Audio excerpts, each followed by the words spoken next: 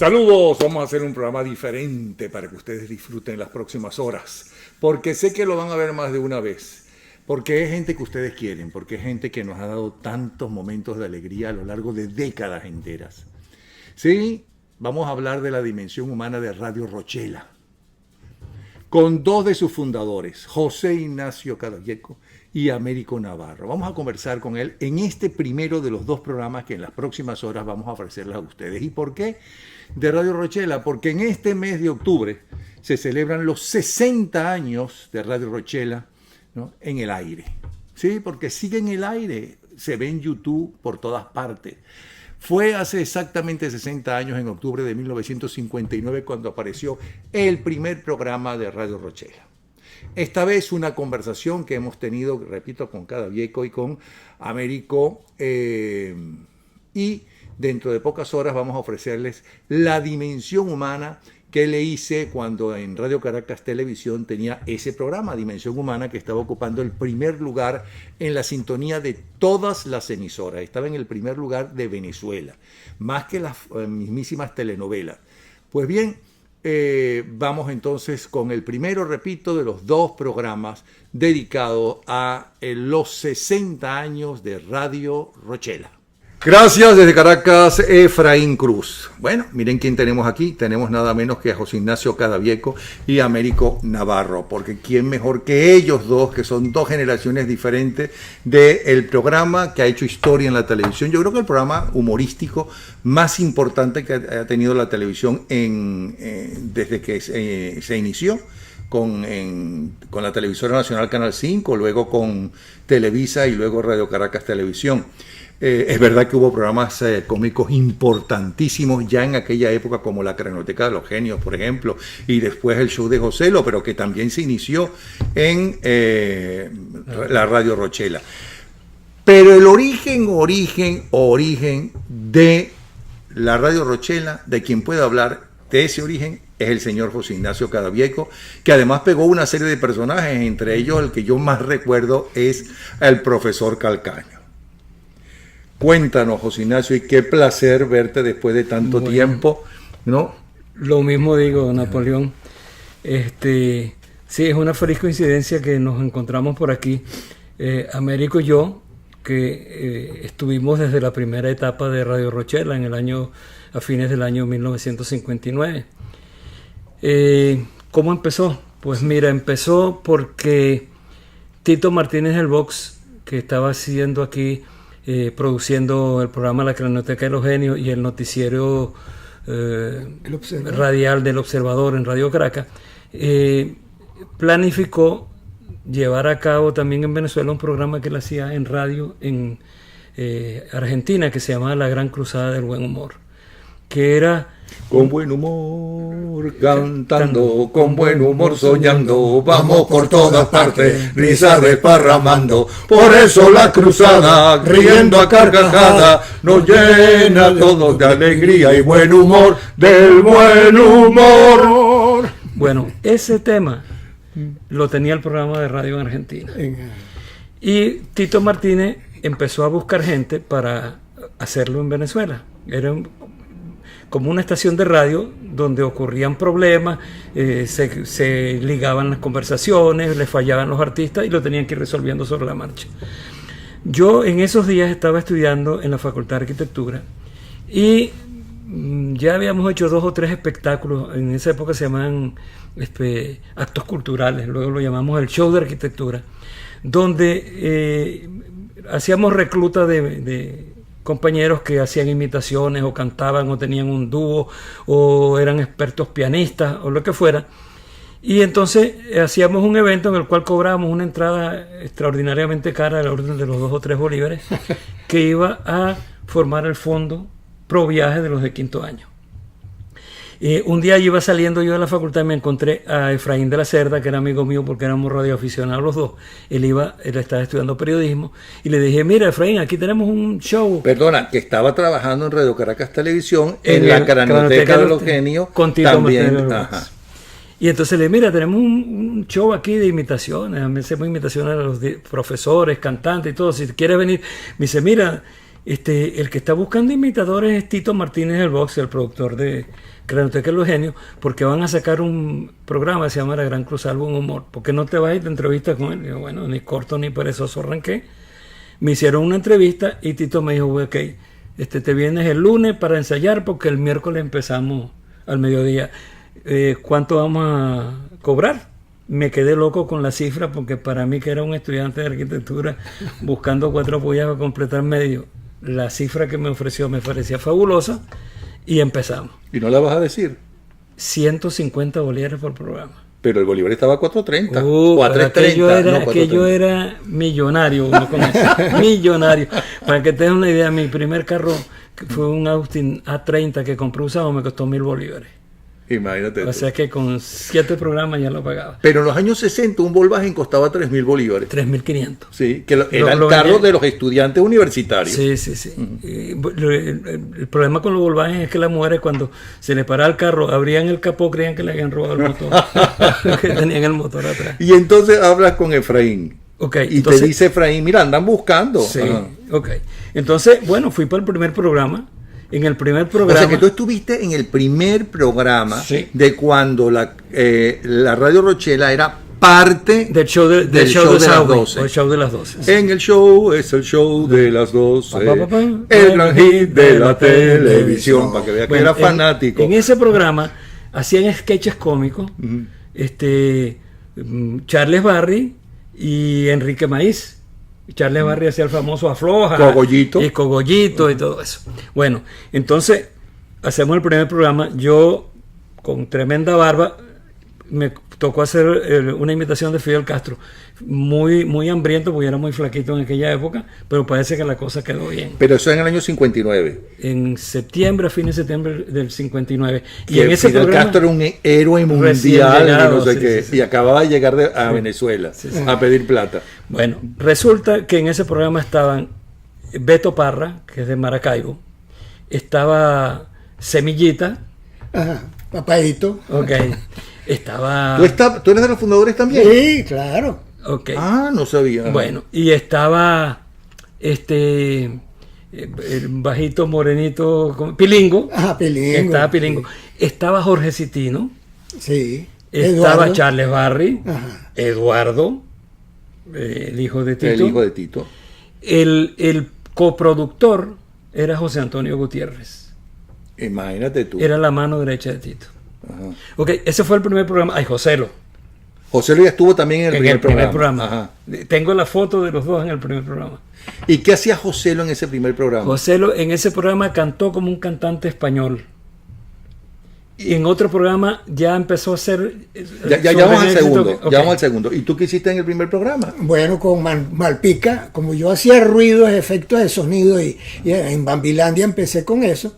Entonces Tito dijo, bueno, van a hacer una radionovela ustedes dos. Hagan todos los personajes, todos los efectos de sonido, todos los ruidos que puedan. Y oye, pero quedó una novela. ¿Y tú empezaste en Bambilandia? Yo empecé en Bambilandia. A ver, Bambilandia es el país donde los niños son felices y gozan más. Yo quisiera pasarme toda la vida en Bambilandia y nada más. Ahí empezó también un montón de gente, entre otros Orlando Urdaneta, ¿no? Orlando Urdaneta, Herminia Martínez. Malpica lo conocí yo ahí, pero no sé si él estaba en el elenco, pero ahí... ¿Y cómo llegaste a Radio Rochela? Bueno, que Tito Martínez hizo un programa especial en el show de las 12 y dijo, necesitamos cómicos que hagan imitaciones y eso. Vénganse mañana, a la mañana, aquí de Bárcenas a Río, Radio Caracas, y le vamos a hacer una prueba. No se llamaba casting. No se llama casting, esa palabra todavía no era casting. Vamos al segundo entonces. Eran 3 veces a la semana y duraba ¿cuánto tiempo dentro 15 de minutos. 15, 20 minutos. Sí. Ok, el segundo programa. En el segundo programa me encuentro con la sorpresa de que un amigo mío que estudia arquitectura, que se llama Cayito Aponte, va a salir en el programa también. En el segundo. En el segundo. Uh-huh. ¿Cómo llegó Cayito allá? Porque su tío Luis Pastori era muy amigo de Charles Barry, de La Victoria. Y entonces viene Cayito y en el segundo programa estábamos Cayito, estaba Joselo, estaba yo, etcétera, etcétera. segundo de arquitectura que está allá.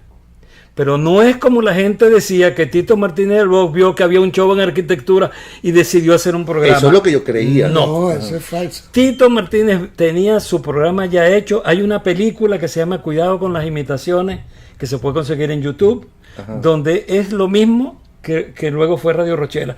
Estaba el portero gallego, Manolo.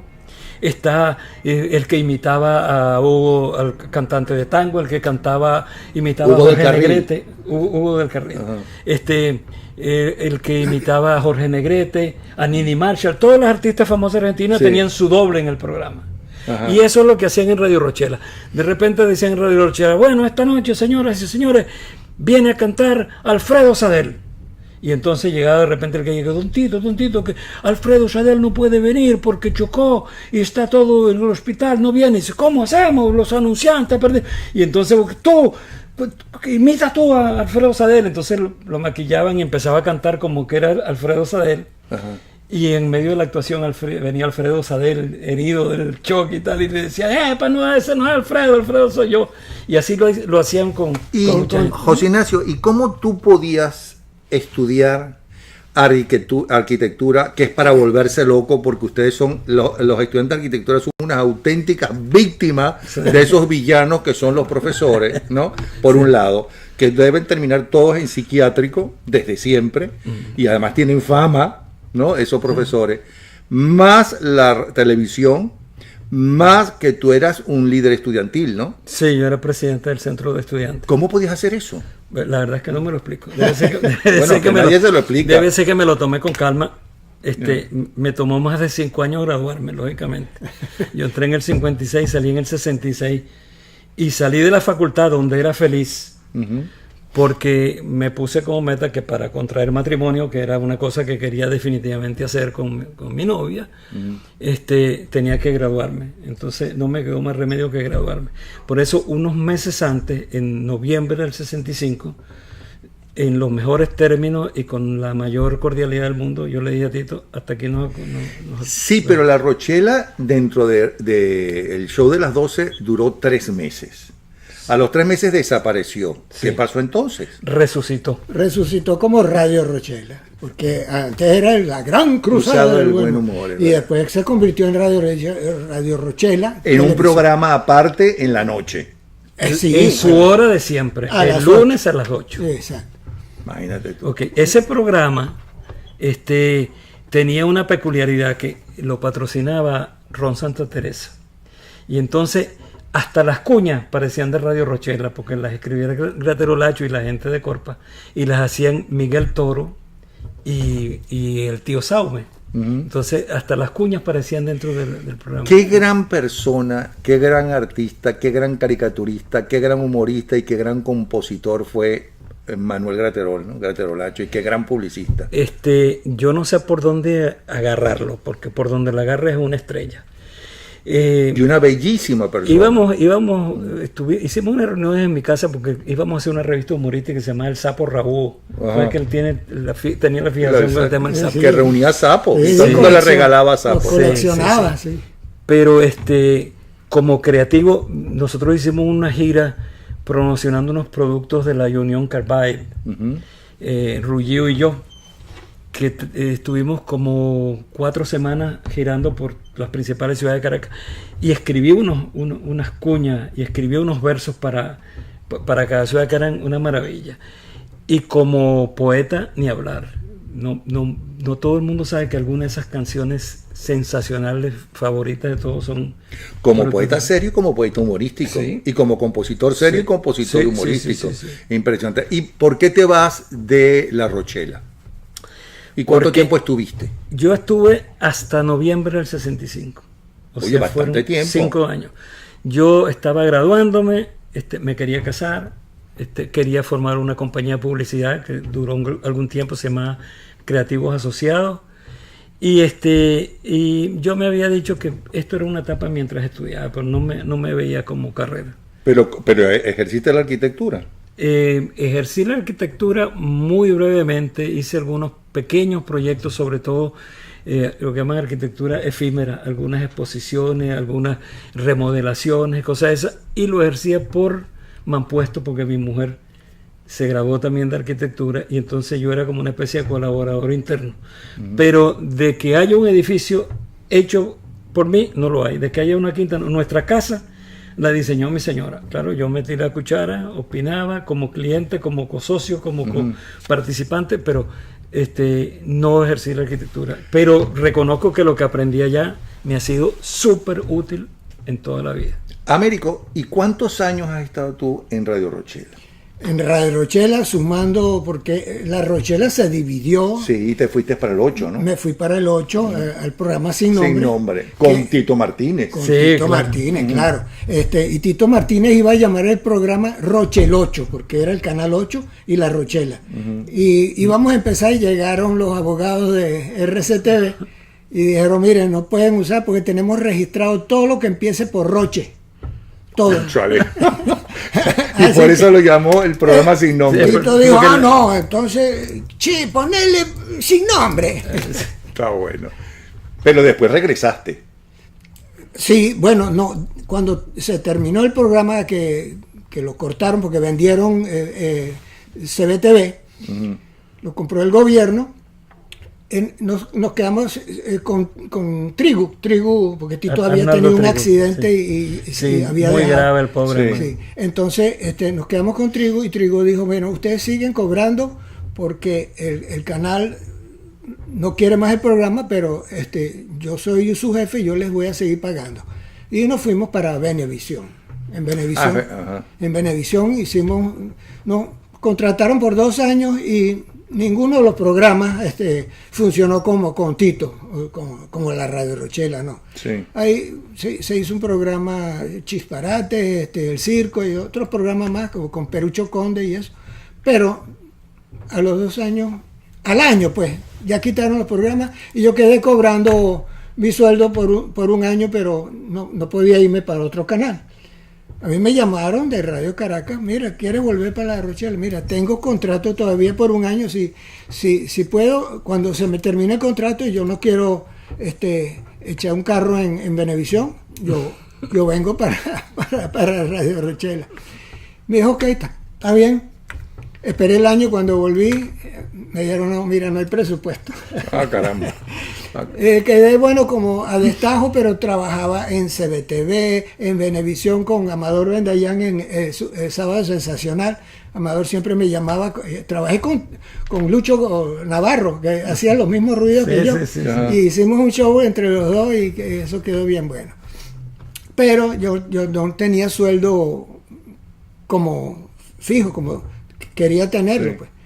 Estaba de estado, cobraba tarifa. Yo te recuerdo, entre otros, en La Rochela, personajes, yo tenía Dimensión Humana. Ajá. Y tú te la pasabas burlándote de mí. No, yo no. El libretito me ponía y a mí no me salía muy bien tu personaje, pero bueno, vamos a hacerlo y lo hacíamos. Pero yo me reía y además yo le decía a mi esposa, pero yo me río así como él dice que yo me río. Ahora Pero bueno, cambiaste la risa, ahora dices jojo, pero antes era... está bueno. De todos los personajes que te tocó hacer a lo largo de tu carrera, ¿cuál fue el que más te gustaba hacer, por un lado? Y si eso coincide con el más popular, y si no coincide, ¿cuál ha sido el más popular? No, el más popular y el que me gustaba mucho era Trinity, que no puede pierde con nadie. Claro. Que eso lo empezamos en el programa Sin Nombre, no en la Radio Rochela. Después sí, cuando regresé a la Radio Rochela en el 80, sí lo sacaba de vez en cuando, pero como eso lo escribía Perucho Conde, yo lo que hacía era una especie de versión a mi estilo, pues Américo Navarro como Trinity. Mira, cuando tú vas para el cine y sales después con hambre, ¿para dónde vas? Para una arepa. Dice, mira, portugués, dame una arepa ahí, un arepazo. Y no puede pierde con nadie, tiene que ser una arepa, pero bien sabrosa. Y así era el Trinity. Y ese Trinity ¿te fijaste en alguien que conocías en especial? Tú como que sabes. No, palabra, pero es que lo hacías tan bien que uno dice, bueno, pero es que creó un personaje, pero tiene que ser basado en uno o varias personas que él conoce. En el Museo Ciade. Miller Ciade. Miller Ciade. El preparador de caballos. ¿Sí? Él era trinitario y hablaba, mira, esa caballa no puede papiar. Sí. ¿Y alguna vez te dijo algo? No, yo no. ¿Nunca lo viste tampoco en nunca. persona? Yo sí lo vi, pero no me... No sabíamos si tenía copyright, así que no le preguntamos. ¿Y para crear ese personaje ensayaste mucho? No, mira, eso lo hizo Perucho Conde, lo escribió para él mismo, hizo un americano hablando con acento americano, pero a él no le gustó. El Perucho me dijo, Américo, ¿por qué tú no lo haces como Trinity? Y yo ese personaje lo hacía como en distintos sketches, pero no como profesor. Sí. No, hacía de trinitario y bueno, entonces... Y para hacer mi personaje, ¿tuviste que ver los videos varias veces y llorar mucho? Porque además siempre terminaba llorando, que yo no lloraba en Dimensión Humana, lloraban otros. ¿Tú sabes que yo dejé ese programa de Dimensión Humana exactamente por eso? Yo le decía a los camarógrafos, no le metan la cara a la gente si la gente llora. Entonces, ¡pam!, le metían la cámara y yo me molestaba muchísimo porque además yo creía de verdad, yo creo que el éxito del programa mío en el programa es que yo de verdad creía todo lo que me decían. Ajá. De verdad creía todo y me preocupaba muchísimo por la gente. Inclusive quise adoptar un niño que vivía en la calle y no sé qué cuento. Ajá. Pero llegó un momento que cualquier cosa que yo preguntaba, ¿no? La gente lloraba. Entonces llegó un momento que yo estaba, entrevistando a una señora, una muchacha, que tocaba, creo que el órgano o el piano, en un club nocturno. Y entonces le pregunto, bueno, ¿y hay alguna canción en especial de las que tú tocas que te llega a ti? Y él, sí, ¿no? ¿Y cuál es? ¿Por qué? Porque me recuerda a mi papá. Entonces, bueno, lo lógico que diga, bueno, ya que tienes el piano ahí o el órgano, porque no lo toque, y ella empezó a llorar. Y dije, ay, mira, por favor, corten, porque van a creer que yo le pellizco el culo a la gente para que llore en este programa. Entonces fui y le dije, mire, yo no puedo porque me angustia mucho seguir haciendo este programa, no lo puedo seguir haciendo, porque de verdad que me angustia que la gente llore. Sí. Me angustiaba muchísimo, me daba mucha pena y decía, cónchale, yo no, lo que estoy haciendo es que llore la gente. Y Ramón J. Velázquez, por cierto, escribió y recomendó sobre el programa que la dirigencia política debería ver el programa corrido, o sea, ver todos los de Dimensión Humana para que entendiera cuáles son los sentimientos del venezolano.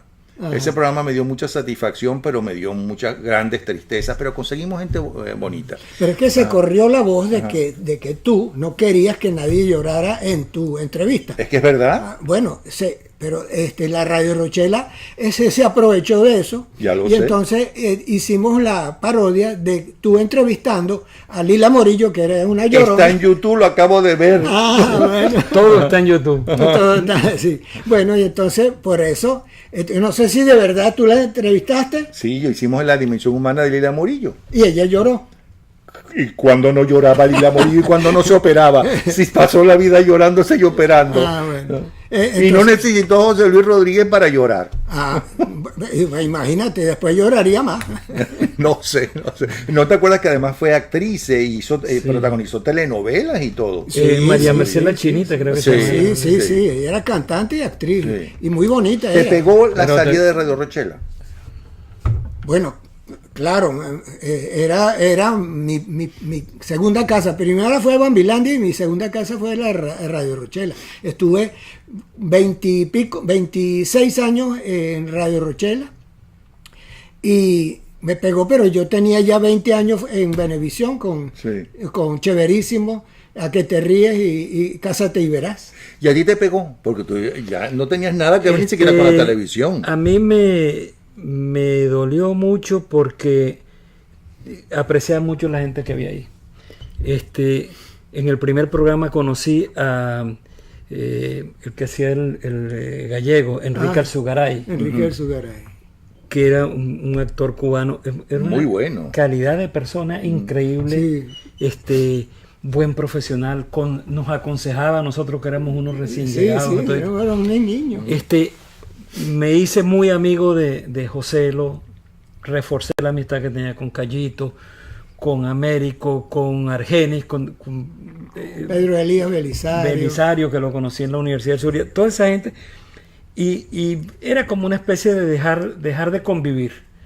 Pero me pegó mucho por Tito, porque Tito realmente para nosotros fue pero algo especial, como un padre, como un amigo. Sí. Lo que es con Callito, con Joselo y conmigo, Tito era, pero clase aparte. Pero la Rochela de los últimos, por lo menos el último año, no tenía nada que ver ni remotamente con la Rochela al principio, porque voy a hacer una crítica. La Rochela de los últimos 2 años tenía como demasiadas vulgaridades.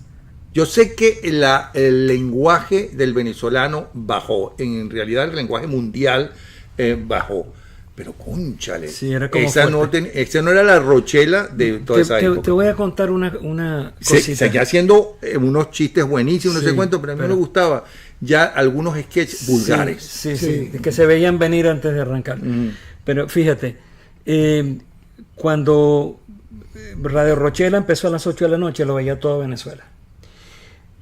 Hubo una época que de repente el productor, el libretista, disfrutaba un poquito de humor negro con el elenco. Por ejemplo, como era sabido que yo era profundamente copellano, cada vez que me hacía un sketch donde yo me ponía a hablar mal de los copellanos. Qué desgraciado. Y al que era de ECO, lo ponía a hablar mal de la Acción Democrática. Entonces, afortunadamente yo tenía mucho ascendiente con Tito y de repente le decía a Tito, yo voy a ver mañana a Caldera, yo no puedo echar esta broma, dile que no. Entonces le decía, no va a Menéndez, eso no va. Pero también a veces él le gustaba subir un poquito de tono y de repente me acuerdo que en una ocasión una de las artistas la pusieron con un escote demasiado generoso para los estándares de esa época. Y entonces Callito, Joselo y yo le dijimos, mira Tito, hay muchos niños viendo la cosa, el trajecito de fulanita hay que recortárselo un poquito, porque parece mentira, porque en esa época no estuvo uno pensando en eso, pero había un sentido de lo que ocasionaba el programa en el hogar. Bueno. O sea, nosotros mismos cuidábamos, es más, censura. Sí, un programa que se iba a hacer con el elenco nuestro que se llamaba La Escuelita. El Ministerio de Educación lo paró porque dijo que eso deterioraba la percepción de los niños sobre el ambiente de la escuela. Y lo que sacaron del aire. Bueno, es que la gente joven, y cuando digo la gente joven, los que tienen menos de 25 o 30 años, no se pueden imaginar lo que era, no esa Venezuela, ese mundo. Y antes que uno entrara en la televisión, me contaba Adolfo Martínez Alcalá, que fue mi segundo padre, ¿no? Lo que él le tocó vivir, ¿no? Trabajando en radio y televisión. Por ejemplo, si tú ibas a anunciar un sostén, Perfect Form, ¿no? No podía aparecer una mujer con sostén, ni nada. Podía aparecer los Perfect Form, sino tenían que estar dibujados. Sí. Tú dices, bueno, pero ¿cómo van a anunciar un sostén y no se ve el sostén? No, sí, y lo hacían con formas sutiles. Por ejemplo, decían, acción flotante con su nuevo Maiden Form.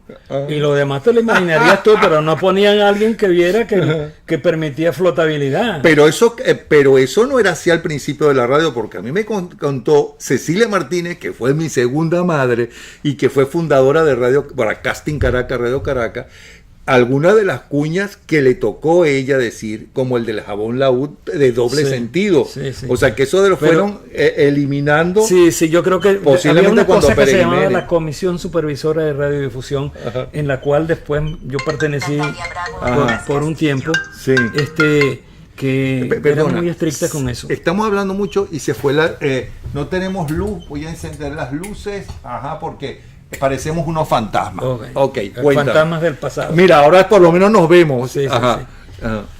Bueno, esa comisión supervisora de radiodifusión veía los guiones, los libretos, los textos de los comerciales. Si había algo que era falso, incierto, truculento, lo que fuera, o grosero o pasado, llamaban al productor y había que negociarlo, si no, no iba al aire. Un poco más allá, yo tenía un programa en Radio Caracas en la noche, a las 11 de la noche, terminaba como a la 1. No me acuerdo cómo se llamaba. Hace poco lo metí en mi Instagram, por cierto. Y ahí fue el primer desnudo femenino integral, pero eran las 12 de la noche. y llevaron a la Corte Suprema de Justicia a Radio Caracas Televisión por culpa de ese programa. Ellos y no eran los repetición años 80. Eran los años 80. De los hechos, no sé. Reconstrucción del delito, del crimen. No es como ahora que quien no muestra el culo no muestra nada. Sí. Pues mira, yo en el 65 me separé. Américo hace apenas un poquito de tiempo. El otro día nos fuimos a comer unas cositas aquí en un restaurante, y cuando estamos pagando, la cajera me agarra la tarjeta, la pasa, y cuando levanta le dice: ¡usted es! Señor Américo, dice: ¡ay, a mí me gusta mucho ese programa!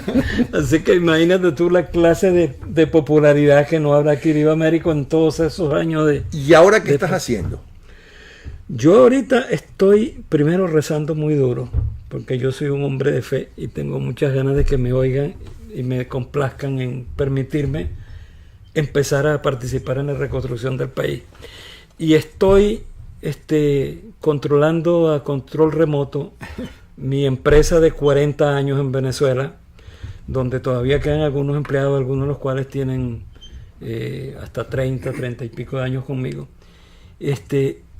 Proveyendo, en vez de lo que hacíamos antes, que era equipos e integración de sistemas, lo que estamos proporcionando ahora es servicio de mantenimiento, que es muy importante, dado que no puedes cambiar los vehículos o los equipos, pues hay que procurar estirarles la vida. Y con eso me distraigo, y con eso esperando a ver cómo amaneció el día, y bueno, tranquilo. ¿Y qué haces tú, América?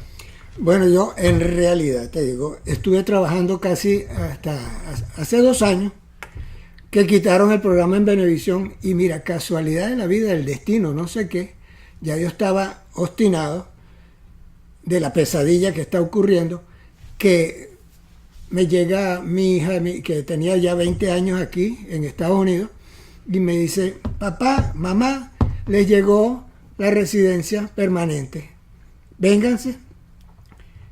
Bueno, no pude vender nada, ni los carros, ni el apartamento, ni nada. Yo perdí la casa de Los Corales en la tragedia que tú me llevaste en helicóptero a la casa de Jorge Tuero, a hacerle un homenaje ahí, un programa, y yo aproveché que, como éramos vecinos, yo fui para mi casa y vi que ya habían saqueado todo lo que estaba en los closets, porque el barro no se llevó la casa, pero llegaba hasta donde estaban los switches de prender la luz. Estaba todo lleno de barro, y yo me metí ahí a ver que no había nada en los closets. Me regresé contigo, que tú me contaste que habías hablado con unos geólogos que te dijeron que eso pasaba cada 500 años, no sé qué, pero hacia Caracas, que hubo un deslave hacia Caracas. Bueno, pero es que cuando Pérez Jiménez, yo era muy pequeño y recuerdo que hubo un deslave, no en ese lado, sino antes, donde está el correo.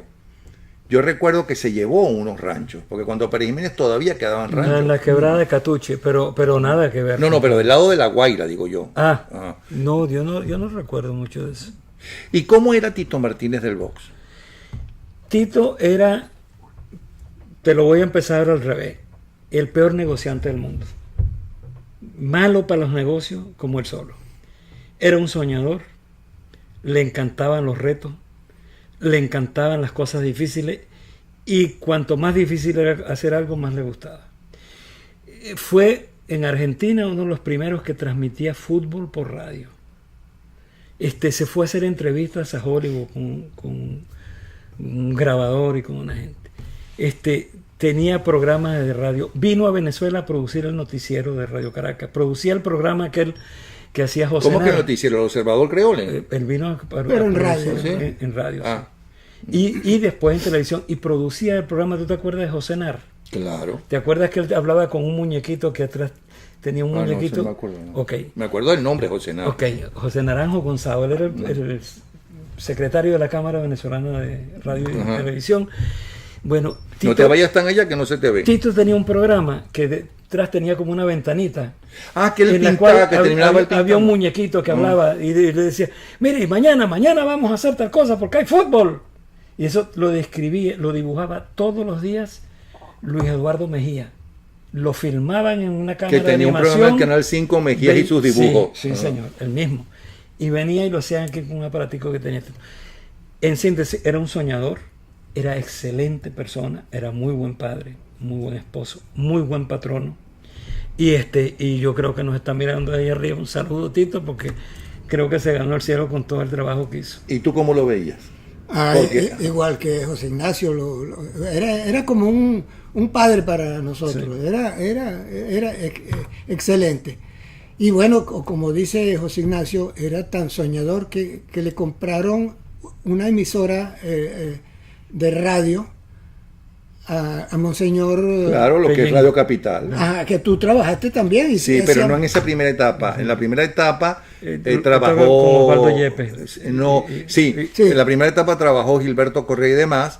La mayoría no iba a trabajar porque estaban grabando en televisión, y entonces fue la segunda etapa, ya fue con Capi y conmigo al principio, y luego fueron integrando más gente joven. Sí, sí. Pero yo no conocía a Tito Martínez del Box. ¿No? Fíjate, no, él no iba a esa emisora, por lo menos yo tenía toda la mañana allí, después de Adolfo, desde las 7 hasta las 12 del mediodía, y yo no veía a Tito Martínez del Box. Yo a quien veía era a Osvaldo Yepes, a Lebrón, etcétera. Sí, sí, bueno, y nosotros hacíamos 4 programas cómicos, el de Jorge Tuero, el papá de mi hermanito. Eso es de noche, papá de mi hermanito.